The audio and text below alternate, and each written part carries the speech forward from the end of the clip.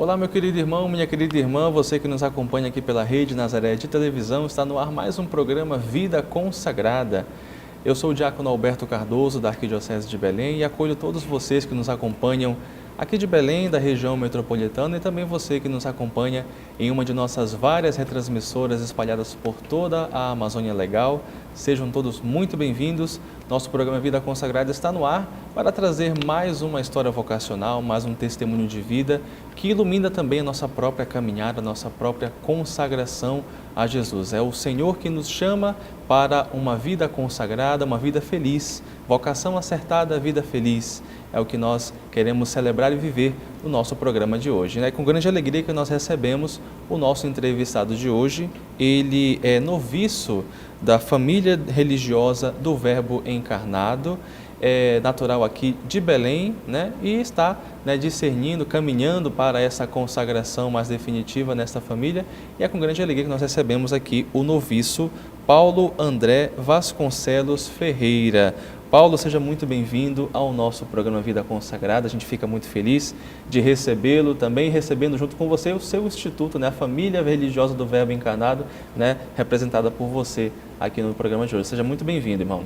Bom, muito obrigado, Então, primeiramente, eu gostaria de manifestar, a minha alegria poder participar desse programa e contar um pouquinho da minha história, E costumo dizer que minha história vocacional, ou minha história de salvação, ela começa realmente ali dentro do ventre da minha mãe, Então, meu nascimento estava previsto para o dia 14 de maio, Só que a minha mãe, ela foi um dia antes, no dia 13, ali para fazer os exames, para ver se estava tudo certo, para que eu pudesse nascer.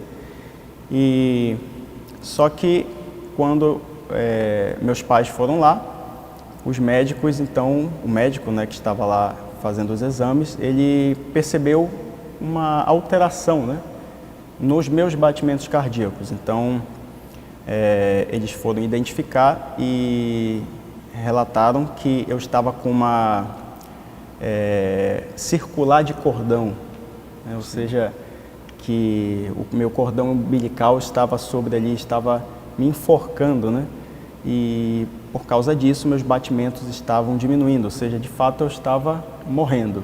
Olha só. E, bom, o interessante é que, ainda não falei, mas meus pais casaram no Santuário de Fátima, E aí, no dia 13, que era um dia que minha mãe foi fazer o exame, E o parto teve que ser antecipado, porque eu estava com essa circular de cordão, ou seja, meus batimentos estavam diminuindo, eu estava morrendo, E aí a minha mãe teve que ser operada imediatamente, E, bom, desde aí, depois que meus pais me contaram, eu não tive dúvida de que foi a providência de Deus, através da intercessão da Virgem Santíssima ali, para que desde lá, da minha mãe, ela já cuidava de mim, Então, é um outro fato, Eu costumo contar também, é que meus pais casaram no Santuário de Nossa Senhora de Fátima, Então, por providência divina, eu nasci no dia dela. Olha ela só. que me tirou, do ventre da minha mãe. Que coisa bonita, Os pais casaram no Santuário de Fátima, O seu nascimento foi no dia de Nossa Senhora de Fátima. A gente já vê a Virgem Maria aqui, muito presente na sua vida, muito presente na sua consagração, E aí eu pergunto para você, Paulo André, você tinha ali quando você era mais novo, na sua família, na sua tenra idade, Você tinha algum projeto pessoal? Você tinha assim um sonho, eu quero ser, sei lá, médico, advogado, alguma coisa? Ou você sempre, desde pequeno sempre quis seguir a vida religiosa? Conta pra gente. Não, quando criança, meio que eu ainda não tinha sonhos assim concretos. Uma hora ou outra pensava em ser biólogo, assim, mas ou uma outra carreira, mas não era uma coisa concreta, não me passava, não tinha em mente ainda nada a respeito da vida religiosa, da vida consagrada. Eu meio que a minha infância ali foi uma infância, vamos dizer assim, comum com a das crianças e jovens da época, que era empinar pipa, né, jogar futebol, jogar peteca, alguma coisa assim, mas não me passava nada, eu não tinha nada em mente ainda. Entendi. Né? Esse desejo de me consagrar, ele veio muito depois, né? Veio já na parte da juventude, né? E no início mesmo, o que aconteceu é que meus pais eles já iam me introduzindo, né? Poderia dizer assim, a providência agiu ali também, mas de uma forma diferente, né? Aos poucos eu fui introduzido na fé, a fé foi transmitida, chegou a mim através dos meus pais, dos meus avós também, principalmente, né? Que me começaram a introduzir na vida da igreja. Então, participar da missa, fazer a catequese, né? Só que no início era, como eu posso dizer, uma fé meio informe, né? Sem forma, bem imperfeita, e que eu não tinha aquele conhecimento da fé católica, né?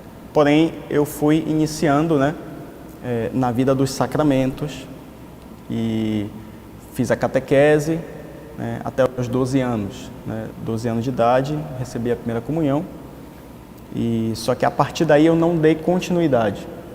Não dei continuidade na vida sacramental. Por exemplo, eu não fiz a crisma, né, logo depois. Esse desejo já veio muito depois, né, como eu falei, já na minha juventude, vamos dizer assim, lá para os anos de 2018, né, então veio que foi um tempo bem depois, né, isso já depois de um processo de conversão, né, de retorno para a vida da igreja, que eu fiquei por um longo tempo afastado, né, da vida sacramental, da vida religiosa, da vida comunitária, né, da vida da igreja. E é interessante porque o meu processo de retorno, né, para a fé católica, porque é difícil dizer se eu realmente, se na época eu cheguei a ter de fato professar de fato a fé, porque eu recebi a minha fé era muito, como eu disse, né, uma fé informe, superficial, assim, né? E eu não tinha o conhecimento, né, das realidades que a igreja sempre ensinou. Então, foi algo que, com o tempo, como eu não alimentava, né, essa fé, foi se perdendo, por influência do mundo também. E esse processo de retorno, ele se deu principalmente por conta da oração dos meus pais. Meus pais foram a peça-chave, né? Meus pais dobraram muito os joelhos, né? Rezaram muito por mim, choraram muito por mim. E eu lembro, por exemplo, quando eu passei por um grande momento de dificuldade, né, na minha vida, que acabou acarretando um vazio dentro de si, né? Minha vida ia perdendo o sentido e meus pais, vendo, né, aquela situação que eu estava, né, de solidão, de vazio, né, de consequência do afastamento, né, da vida da graça, eles então começaram a suplicar, né, como aquela viúva do Evangelho, né, que está importunando o juiz, né, para que atenda o pedido. Então, eles começaram então a rezar muito e muito por mim. E eu lembro num dia que meus pais já estavam mais fixos na vida da igreja, né? Meu pai um dia, triste por ter que me deixar em casa e ter que ir para a adoração, né? Tinha que participar da adoração na paróquia. Ele chegou na adoração ali com o coração arrebentado, né? Chorando, muito triste, porque eu estava ali sozinho em casa, né? Estava triste em casa, e ele, fazendo uma oração sincera a Deus, ele dizia, como que falando para Deus: olha, Senhor, eu vim aqui te adorar, a única coisa que eu te peço é que cuide do meu filho que ficou sozinho lá em casa, né? E meio que naquele momento ele como que sentiu uma voz interior, entre aspas, né? Sim. Alguma moção interior, algo dizer para ele, mais ou menos assim, olha, eu não deixei o teu filho, eu não deixei ele quando tu ias com os teus amigos para o bar, beber, né, e deixavas ele sozinho em casa. Não é agora que tu vens aqui me adorar que eu vou deixá-lo. Olha só. E de fato foi o que aconteceu, né? A partir da oração dos meus pais, né, Deus foi cuidando de mim, né, foi me conduzindo, a providência de Deus, né, pelas mãos também ali de Nossa Senhora, que esteve sempre presente, né, desde o início, graças a Deus, da minha vida. Ele foi me conduzindo. Então, os anos foram passando, fiz universidade, estudei na UEPA, aqui fiz o cursei Física, licenciatura em Ciências Naturais Física, e lá na universidade, né, por providência, Deus foi colocando pessoas que, por incrível, né, que pareça, foram me conduzindo também ali, né, nesse caminho de retorno para casa. E depois que eu terminei a universidade, já havia passado ali no mestrado e fui morar para Lavras, e também indo morar para lá, nesse processo eu também me deparei com a vida de um santo, né, pela internet, que de fato esse aí foi um divisor de águas, né? Mudou de forma extraordinária a minha vida, que é o Padre Pio, né? Então vejo que como essas coisas foram se encaixando, né? Deus por providência foi colocando, né? Foi dando a direção, e aí encontrei o Padre Pio, pesquisei sobre a vida dele, fiquei encantado, né? Fiquei surpreendido com a vida desse santo extraordinário. Isso você já estava no mestrado? Isso, em 2018, para ser mais específico, né? Olha só. No início do mestrado, é importante esclarecer, né? Para não ficar muito confuso. Quando eu passei no mestrado, eu tinha um projeto, né? Meu projeto era a vida profissional. Então, como a maioria das pessoas, né? Seguir a carreira profissional e dar continuidade, mestrado, depois o doutorado, fazer o pós-doutorado, etc, né?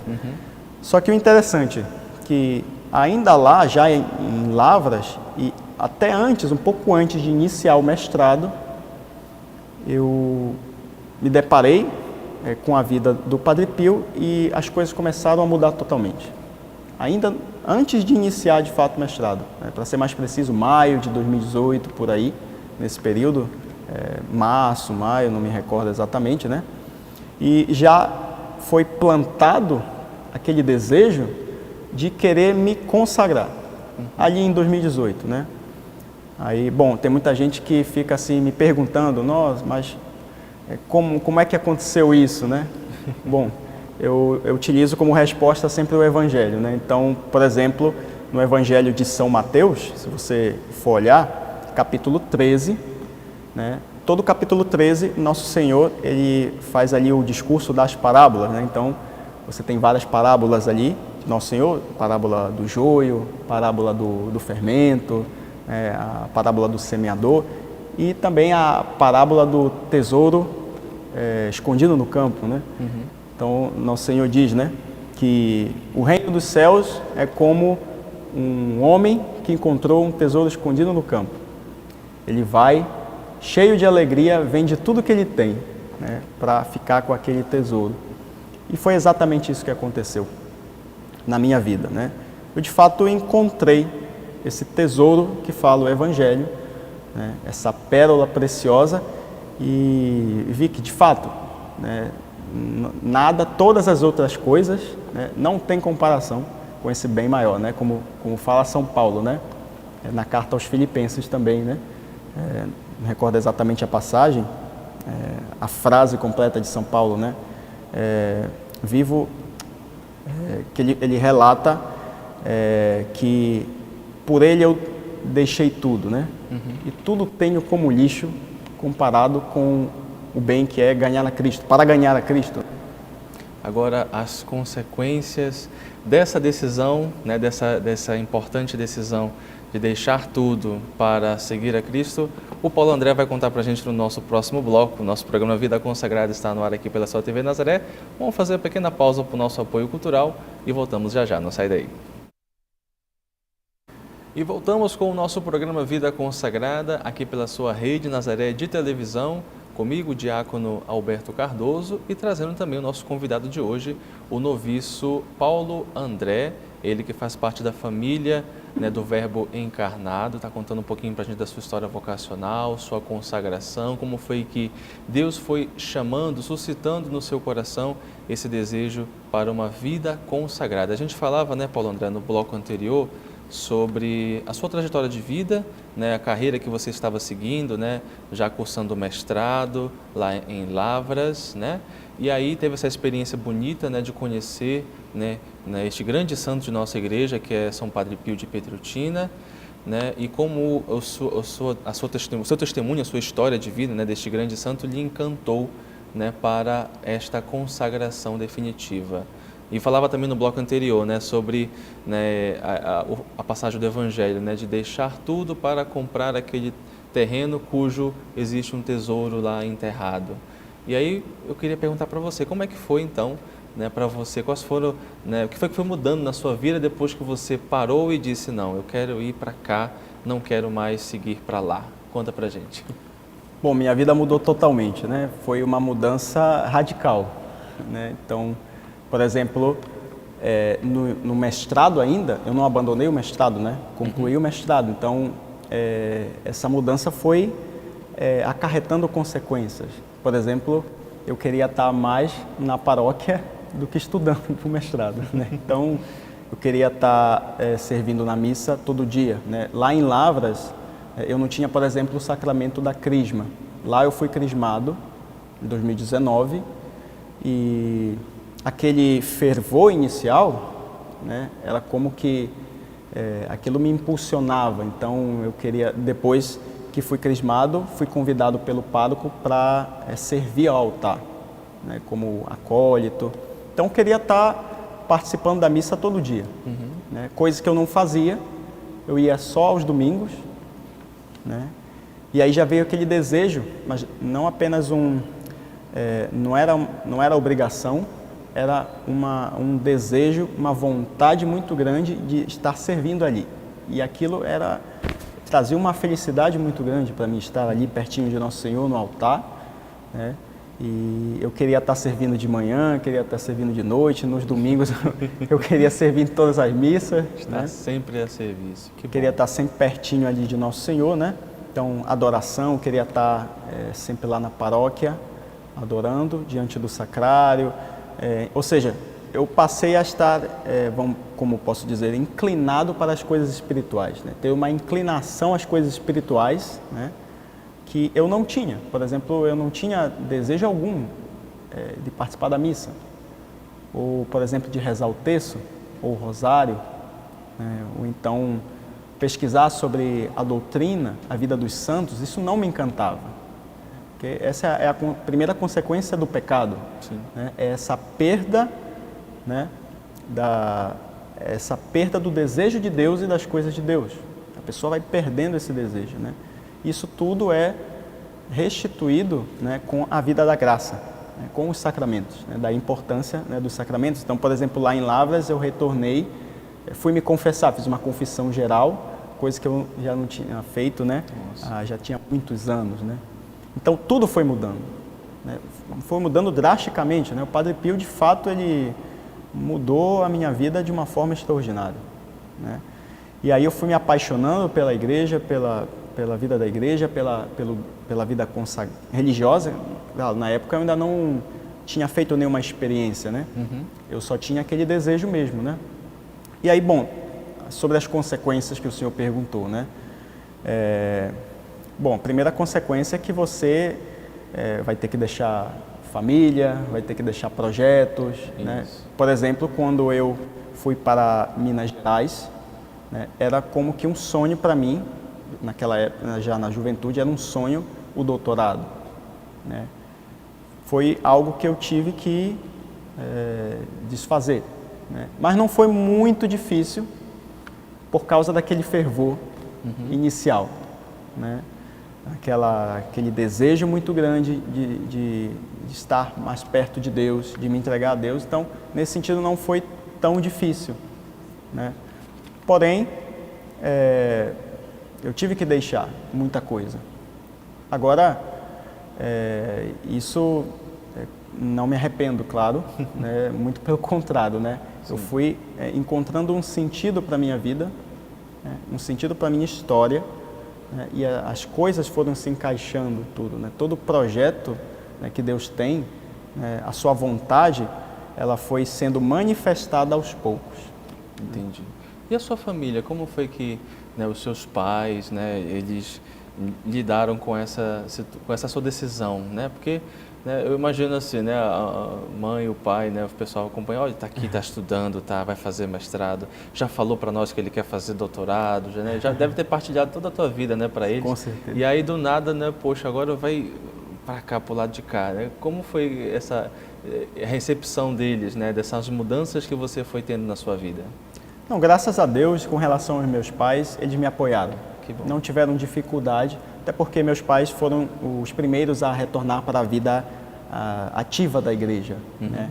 Dos sacramentos e tudo mais. Então, eles já tinham essa consciência da importância que é dar um filho a Deus, dar um filho à igreja. Então, muito pelo contrário, né? Eles me apoiaram. Então, estava sempre lá me apoiando, dizendo, não, é isso mesmo, meu filho, vai lá, né? Estamos aqui para te apoiar.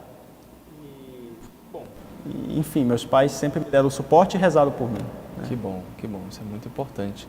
Né? Porque a gente acaba às vezes encontrando, né? Infelizmente, sim, algumas claro. Famílias que, né, não apoiam, né? E como é importante, né, a família apoiar, né? A gente diz também, o pessoal de casa, né, sempre diz aqui no nosso programa, né, rezar pelas vocações, mas também apoiar, né, as vocações da própria família, né, que porventura possam surgir, né, que os jovens que se decidem, né, por Nosso Senhor, que possam receber um incentivo também de você, né, que faz parte da família lá, que está acompanhando também a vocação.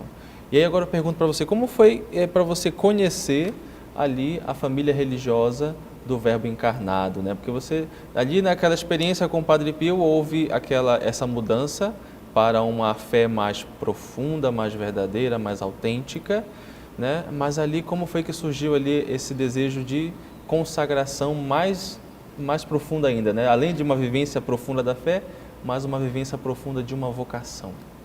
Em primeiro lugar, é interessante que o desejo pela vida religiosa, ele já surge ali depois que eu conheci a vida do Padre Pio, né? Só que isso depois foi aprofundado, né? E sobre a família do Verbo encarnado, do Instituto, eu conheci pela primeira vez, foi, se não me falha a memória, 2019, na paróquia na qual eu servia, né? Porque tinha uma amiga da paróquia que ela já conhecia o Instituto, né?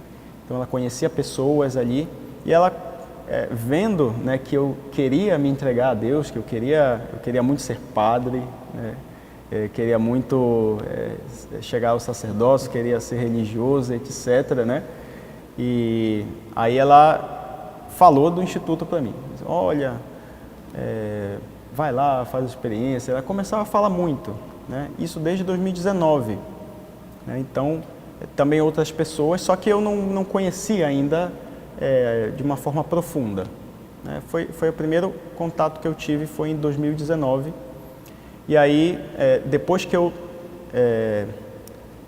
retornei para Belém, né, ou seja, vim de Minas Gerais para Belém, eu passei um tempo discernindo, né, onde é que Deus me quer, né, qual o local e tudo mais. Depois que eu retornei para Belém, né, antes de eu retornar, aliás, ela havia feito um convite para mim. Ela disse, olha, Paulo André, eu sei que você está agoniado aí, você quer entrar no seminário, etc. Mas espera um momento, faz um retiro, né? Eu já marquei, já tinha tudo marcado, já o retiro para eu fazer, né? Basta você ir lá fazer e pronto. Ela não falou muita coisa, né? Só que eu não dei bola, né? Eu simplesmente não dei ouvidos e retornei para Belém, né? E aí, só depois que eu fui fazer a experiência, já em 2023, né, que eu fui fazer a experiência no Instituto. Mas pela primeira vez que eu ouvi falar mesmo foi em Lavras, muito antes, né? Depois que eu fui conhecendo aos poucos, fui pesquisando mais, né, sobre o Instituto. Sim. Agora, uma curiosidade que eu tenho, né, que me veio agora aqui. Você disse que a vida consagrada, ela surgiu depois dessa experiência de conhecer a história de Padre Pio, né? Sim. Você nunca pensou em ser franciscano, capuchinho, alguma coisa assim, né, voltada à espiritualidade mesmo ali, né? Franciscana, pensou já alguma coisa assim do tipo? Na realidade, foi a o primeiro pensamento que me veio foi esse, né, por causa do Padre Pio. Isso. Só que depois, é interessante como Deus vai conduzindo, né? Então, eu queria ser religioso, primeiramente, né? Um frade por conta do Padre Pio. Mas depois veio um desejo muito forte pela vida sacerdotal, né? Eu quero muito, um dia, se for vontade de Deus, né? Se um dia Deus permitir, né? Chegar a ser sacerdote. E esse desejo, ele falou muito maior, falou muito mais alto, né? Muito mais forte. Sim. Então, não sei explicar direito, né? Mas meio que Deus foi mudando a direção, de uma certa forma que eu não sei explicar, né? Aquele desejo. Eu acredito que Deus usou mais o Padre Pio para dar uma direção no caminho, para como é que eu posso dizer, me aprofundar mais na vida espiritual. Sim. Né? Então, no caminho da santidade, né? E tanto é que tem um fato muito interessante, né? Que eu fui crismado no dia que o Padre Pio, se não me falha a memória, foi no dia do nascimento dele, dia 25 de maio, que foi o dia que o Padre Pio foi batizado. Ou seja, eu tomei aquilo como, bom, a providência de Deus ali. Ou seja, Deus quis que eu olhasse para o Padre Pio. Deus quis que eu tivesse ele como uma referência para a vida toda. Ele colocou aquele santo ali, né, na minha vida, e não apenas isso, mas eu trouxe a devoção, eu levei a devoção ao Padre Pio para todo mundo, né? Para toda a minha família, inclusive meu pai consagrou toda a minha família ao Padre Pio. Olha só, que bonito. Não apenas eu, mas minha mãe, minha irmã, e ali. Então, veja, aquele foi um santo que Deus colocou para Deus me ir direcionando, né? Depois ele vai, com outros meios, Deus vai mostrando uma outra direção. Mas o Padre Pio eu vejo como que um santo, como é que eu posso dizer? Um santo que estava me mostrando ali no início, né, o caminho que eu devia tomar, a vida religiosa. Né? Entendi. Rapaz, olha só que coisa boa, viu? Bom, nosso programa, nós estamos aqui recebendo com muita alegria o noviço Paulo André Vasconcelos Ferreira, que faz parte da família religiosa do Verbo Encarnado, contando um pouquinho para a gente da sua consagração, da sua história de vida vocacional, como foi que Deus foi chamando este nosso irmão para uma vocação, para uma entrega mais definitiva a Ele. Vamos fazer mais uma pausinha para o nosso apoio cultural e a gente volta na sequência. Não sai daí que é rapidinho. E voltamos com o nosso programa Vida Consagrada aqui pela telinha da sua TV Nazaré. Eu sou o diácono Alberto Cardoso e hoje nós estamos recebendo aqui o Paulo André, que é noviço da família religiosa do Verbo Encarnado, contando um pouquinho sobre a sua vida, a sua trajetória vocacional, né, como foi que Deus foi lançando a semente da vocação no coração deste nosso irmão. E aí eu te pergunto, irmão, como foi... já que você teve essa experiência então de conhecer aí a família religiosa do Verbo Encarnado, eu queria que você apresentasse também o pessoal de casa que não conhece, porventura não conheça, né? Fale um pouquinho sobre essa família religiosa e qual é o carisma, a realidade de trabalho que vocês possuem, né, dentro da missão de vocês aqui na nossa igreja. Então, o Instituto ele é fundado em 1984, né? Só que o nosso fundador, Padre Buela, ele recebeu a graça fundacional fundacional, né, em 1983, quando ele, confessando, ele recebeu uma inspiração para fundar, né, uma família religiosa. E no início foi muito difícil para os padres do início, né, porque por conta das dificuldades e tudo mais, né, mas você vê que por providência de Deus, o carisma, o instituto, ele foi crescendo em vocações, né, e hoje, por exemplo, nós estamos em mais de 40 países. Olha só. Se não me falha a memória, em 42 países e em todos os continentes. Então, a nossa missão, graças a Deus, é muito ampla, né? Nós temos, por exemplo, missão na Papua Nova Guiné, onde o Papa Francisco visitou recentemente, né? Visitou, essa visita que o Papa fez recente foi numa paróquia nossa, numa comunidade nossa, né? Lá na Papua. Temos missão, por exemplo, na faixa de Gaza, Nossa. no meio dos conflitos, né? Que desafio, hein? Desafio muito grande. Muito né? grande. No Iraque, por exemplo. Temos missão também na Tanzânia, né? Na África. Temos missão no Alasca, por exemplo. Que coisa, olha. Somos pouquíssimos, né?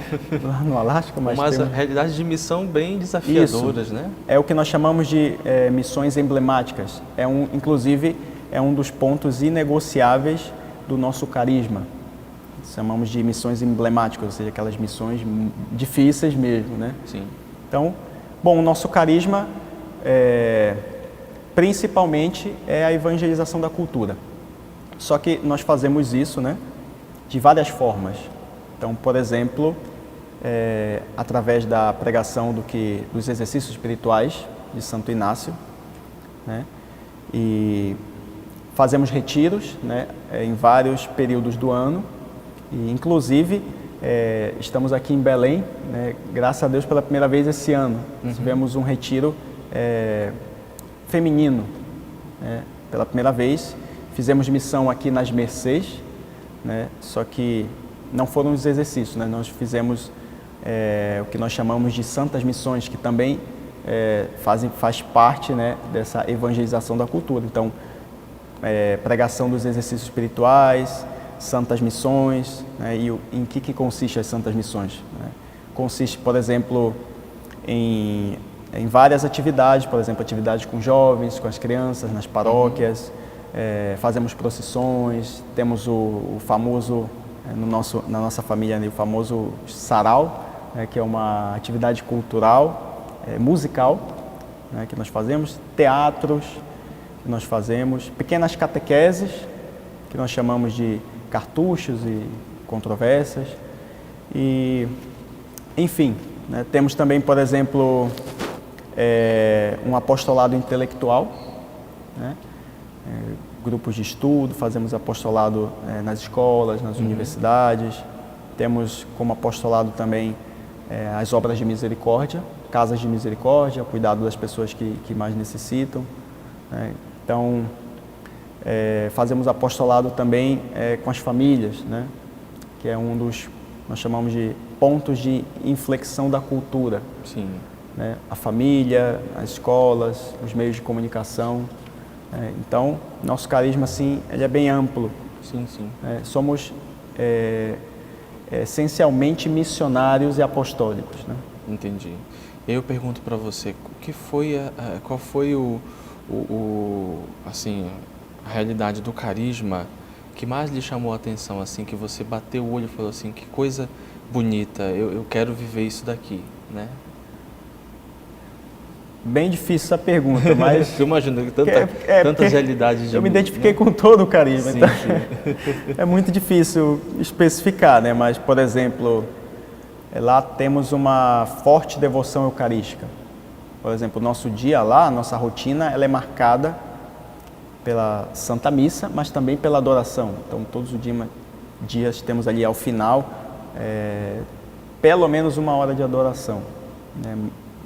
Temos dias, por exemplo, que nós fazemos o que chamamos de adoração perpétua, que nós escolhemos outros horários de adoração também, um horário no turno da tarde, um horário no turno da madrugada, Imagina, você Olha ter que só. levantar naquele frio de São Paulo, né? Às vezes pegamos aí até negativo, abaixo de zero. Nossa, eu ter que imagino. levantar cedo para a capela, mas fazemos por amor a Cristo, né? Por amor a Deus. Mas não apenas isso, mas um fato que me chamou muita atenção também é a escravidão mariana, né? Nós temos, além dos 3 votos religiosos, né? O voto de pobreza, castidade e obediência, nós temos um 4º voto de escravidão mariana que nós fazemos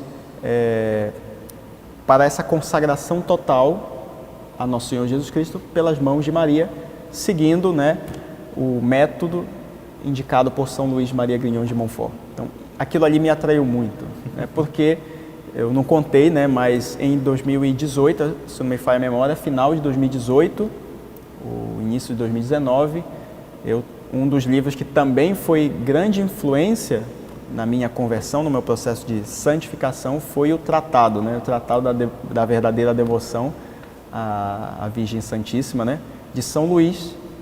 E eu li aquele livro e disse, nossa, né, fiquei impactado.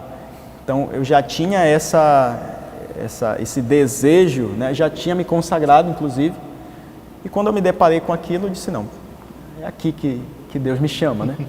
É aqui. Então, fui lá fazer a experiência, né, tudo mais. E, bom, outras, como eu disse, né, o carisma todo em si, ele me chamou a atenção, mas acredito que a escravidão à Virgem Maria, né, esse voto de consagração, e a forte devoção eucarística, aquilo falou mais alto, mais forte, né? Entendi.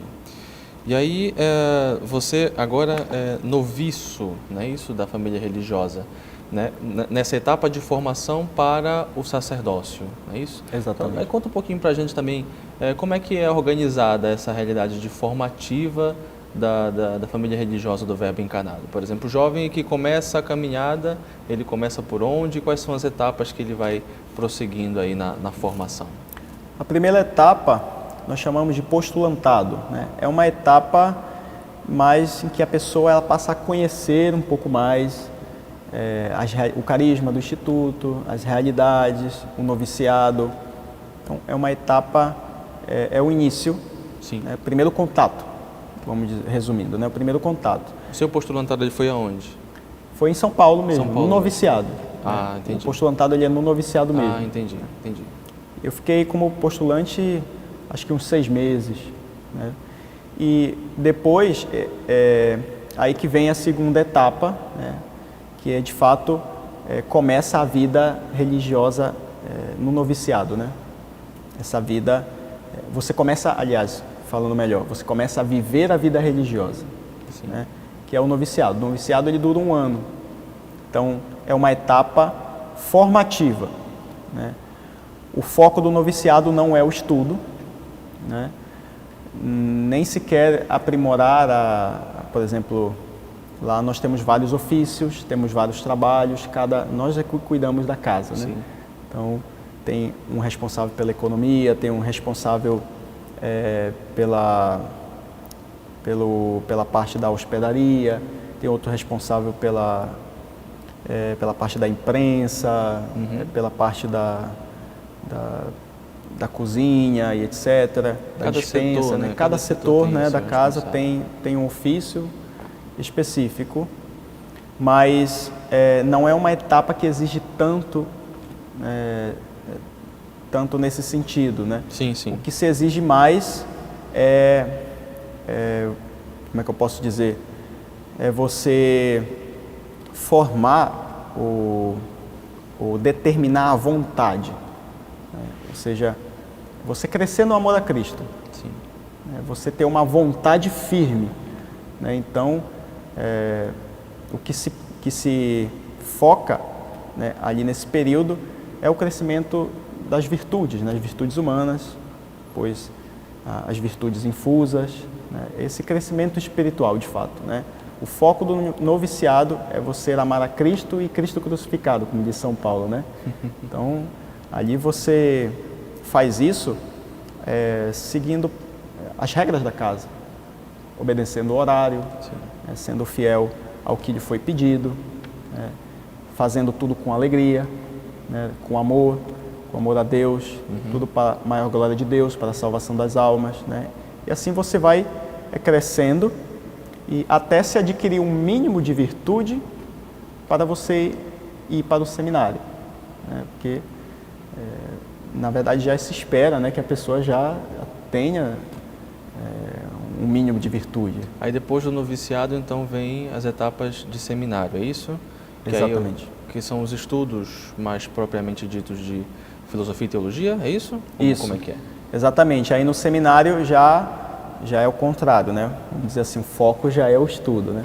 Já é a preparação para o sacerdócio. Então, ali você realmente se dedica bastante, né, na parte intelectual, né? A etapa formativa, a formação intelectual. E aí, 3 anos de filosofia, 4 anos de teologia, né, até chegar às ordenações. Né? Entendi. Bom, eu teria outras coisas para perguntar para você, mas já estamos chegando no finalzinho. Mas assim, uma última pergunta que eu faço, né? Eu estou diante de um jovem que tinha uma carreira brilhante pela frente, né? Que estava, né? Estou já no meio do seu... Concluiu o seu mestrado, né? Concluiu Sim. o mestrado em física. Isso. É isso? Já pensando no doutorado, já pensando numa carreira, né, muito definida intelectualmente e brilhante, mas que interrompeu tudo para fazer a vontade de Deus, né? É muito belo a gente estar diante de um testemunho como esse, né? Isso cativa muito, né? E mostra que realmente é possível, né? A gente encontra de fato pessoas que se sentem profundamente chamadas por Deus e são sim capazes de deixar tudo para fazer a vontade do Senhor, né? Isso não é uma utopia, não é uma coisa ilusória, não, é real, é concreto. Estamos aqui diante de um testemunho desse, né? E aí eu pergunto para você, Paulo André, né, está valendo a pena, né, ter deixado tudo, renunciado tudo, seus projetos pessoais, a sua vida, a sua carreira, para ser feliz fazendo a vontade de Deus? Eu diria até mais, né? Eu diria que não simplesmente vale a pena, mas que vale a vida, né? Como diz o Salmo 62, né? Nós rezamos na liturgia das horas, Senhor, vossa amizade vale mais do que a vida. Ou seja, você vê que a amizade com Deus, ela vale mais do que tudo. Então, é interessante que o testemunho dos mártires, por exemplo, ele se coaduna com esse salmo. Você vê que os mártires, eles de fato, né, eles nos mostraram isso, que vale, de fato, vale a pena, ou vale a vida, né? Vale a vida você seguir nosso Senhor Jesus Cristo, né? A vida é o bem no âmbito, né, deste mundo mais importante, e de fato a amizade com Deus está acima disso. Então, de fato, vale a pena, vale a vida. Você jovem, você criança, né, entregar a sua vida a Deus, né? Porque um dia, né, se perseverarmos e formos fiéis, estaremos com Ele para sempre, felizes, com Deus, com os bem-aventurados, né, e na eternidade. Vale o céu. Vale o céu, né? Bom, meu querido, eu quero agradecer muito a sua participação no nosso programa de hoje. Que Deus abençoe você, te dê muita perseverança, muita coragem para seguir adiante. E queremos, com muita alegria, mais para frente, celebrar aí o dom da tua vocação com as ordenações, né? Deus Será quiser. uma grande alegria recebê-lo novamente aqui, já como sacerdote. Amém. Né? Com a graça de Se Deus Deus. quiser. Que Deus te abençoe. Muito obrigado pela presença. Eu que agradeço. E esse foi o seu programa Vida Consagrada de hoje. Para você rever os nossos outros programas, basta você acessar o nosso canal no YouTube da Fundação Nazaré de Comunicação. A todos, muito obrigado pelo carinho da sua audiência, que Deus vos abençoe e até o nosso próximo programa, se Deus quiser. Tchau, tchau.